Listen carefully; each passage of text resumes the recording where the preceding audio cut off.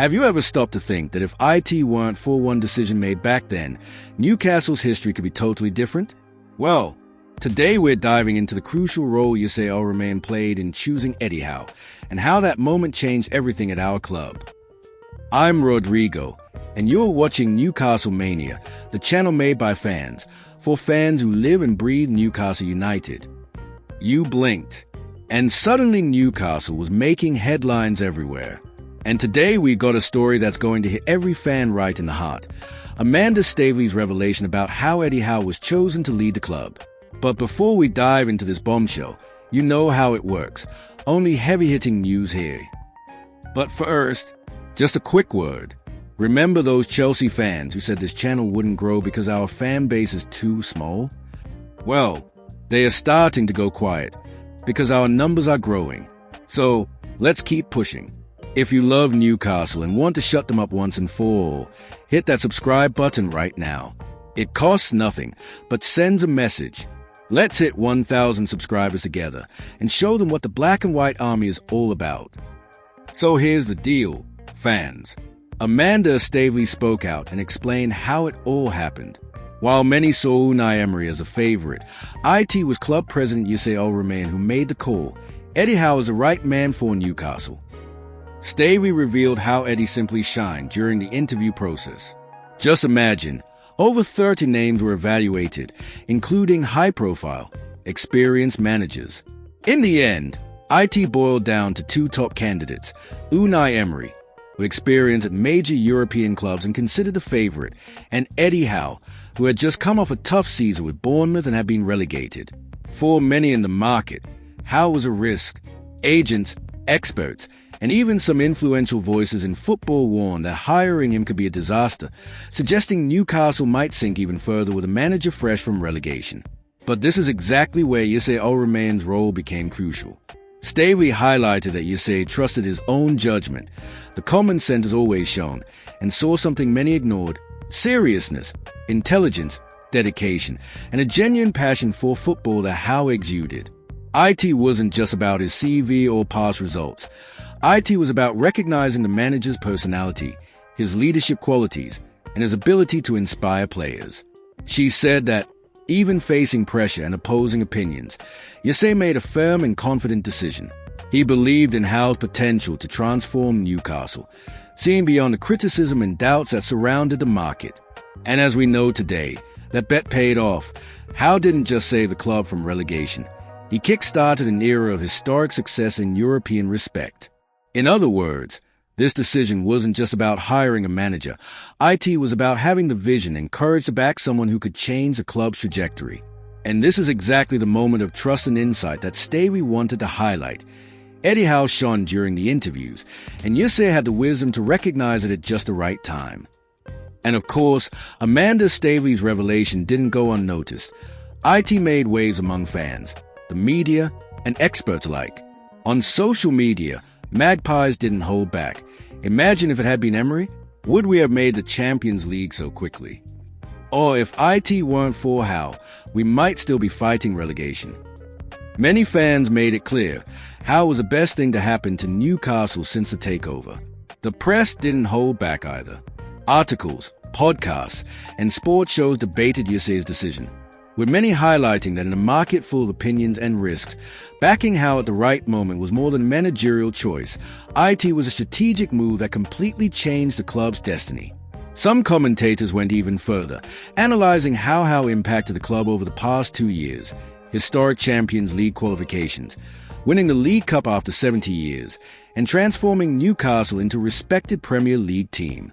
What started as doubts about the hire is now celebrated as a perfect example of vision, courage, and smart planning.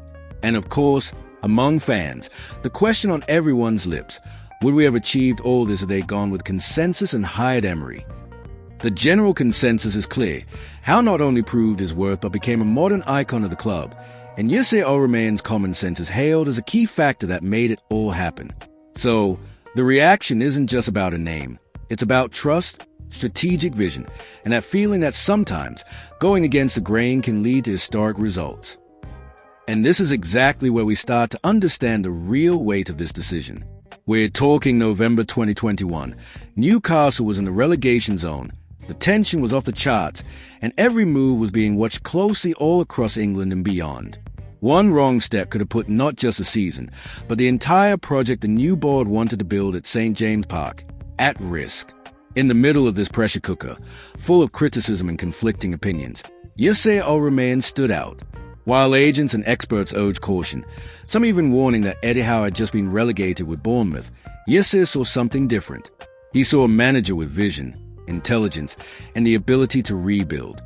Someone who could not only rescue the club from danger but also create a strong identity, a style of play, and a winning culture within the team. Even more than that, he trusted the instinct of the board and Amanda Staveley's judgment, who was also convinced of Howe's potential. They knew hiring the safe choice just to please the market might have been secure, but it wouldn't be ambitious. The bet was bold, but calculated. Eddie Howe could transform Newcastle, not just save the club, but take it to heights no one imagined in such a short time. Behind the scenes, every conversation, every CV review, every interview carried enormous weight. How do you handle such a risky appointment without being swayed by all the noise around you? The answer was clear: strategic vision, trust, and courage. This decision wasn't just about hiring a manager. It was a message to English football. Newcastle was ready to compete with intelligence, planning, and, above all, the courage to back the right person, even if the market doubted it. So, the behind-the-scenes story shows much more than names and interviews.